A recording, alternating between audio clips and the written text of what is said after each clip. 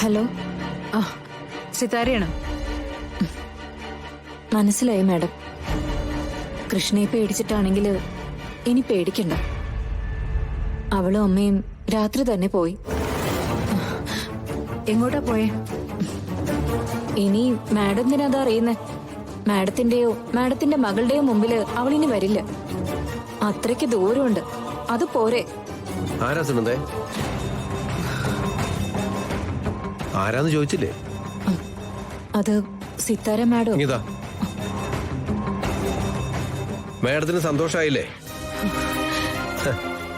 നാടുകടത്തലൊക്കെ ആചാരപരമായി തന്നെ നടന്നിട്ടുണ്ട്. ഏറ്റവും വലിയ കുറ്റവാളികളെ പകൽ വെളിച്ചത്തിൽ കൊണ്ട് കളയില്ലല്ലോ.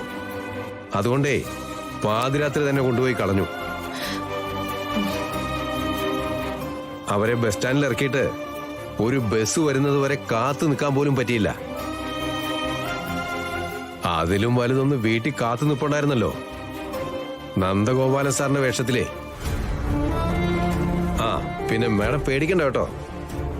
നന്ദഗോപാലൻ സാറിനോട് ഞാനായിട്ട് സത്യമൊന്നും പറഞ്ഞിട്ടില്ല. അത് മാഡത്തിനെ പേടിച്ചിട്ടോ ബഹുമാനിച്ചിട്ടോ ഒന്നുമല്ല. കൃഷ്ണമോള് തന്നൊരു വാക്ക് പാലിക്കണമല്ലോ എന്ന് ഓർത്തിട്ടാ. എനിക്കതറിയാം.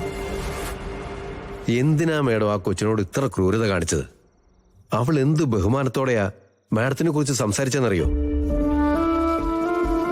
വല്ലപ്പോഴും ഒരിക്കൽ മാഡം സ്നേഹത്തോടെ ഒരു നോട്ടം നോക്കിയോ അതിനെ? ഞങ്ങളൊക്കെ പാവങ്ങളാണ് മേഡം. ഉണ്ടെങ്കിലും ഇല്ലെങ്കിലും പരസ്പരം സ്നേഹിച്ച് കഴിയുന്നവര്. അവര് നിന്റെ ആരാടാന്ന് ചോദിച്ചാ എനിക്ക് ബന്ധം പറയാനൊന്നുമില്ല. പക്ഷേ ഞാനും എന്റെ സുനന്ദയും അവളെ കണ്ടിരുന്നത് ഞങ്ങളുടെ മൂത്ത മോളായിട്ടാ. ഇത്രയും ദിവസം അവളുടെ ചിരി കണ്ട ഞങ്ങൾ ചിരിക്കാൻ തന്നെ പഠിച്ചത്. അവള് കരയുമ്പോ ഞങ്ങൾ കൂടെ കരയും. വെട്ടിമുറിച്ചു പറഞ്ഞയച്ചു കളഞ്ഞല്ലോ മേഡം. എന്റെ അവസ്ഥ ഗോപാലിനൊന്ന് മനസ്സിലാക്കൂ. എന്തവസ്ഥ? എന്തവസ്ഥയാണ് മേഡം?